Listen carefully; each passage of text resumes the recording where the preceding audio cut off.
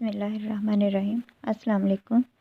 آج ہم corona virus پر ایک مضمون پڑھیں گے تاکہ بچوں کو کرونا وائرس کے بارے میں آگاہی مل سکے۔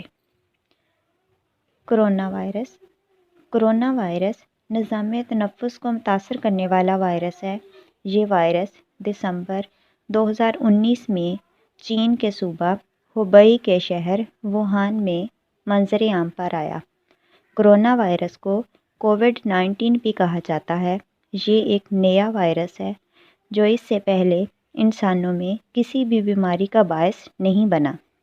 اس وائرس سے لاکھوں افراد متاثر ہوئے اور بہت جلد ہی یہ عالمی وبا کی شکل اختیار کر گیا۔ کرونا وائرس متاثرہ افراد کے کھانسنے اور چھینکنے سے سانس کے ذریعے انسانی جسم میں داخل ہوتا ہے۔ یہ وائرس متاثرہ شخص سے ہاتھ ملانے اور گلے ملنے سے بھی پھیلتا ہے۔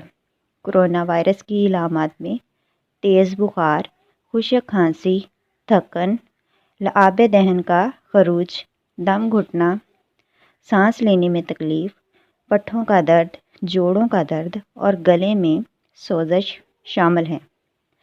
کسی متاثرہ شخص میں کرونا وائرس کی علامات 2 سے 14 دن یا 5 دن کے اندر ظاہر ہوتی ہیں۔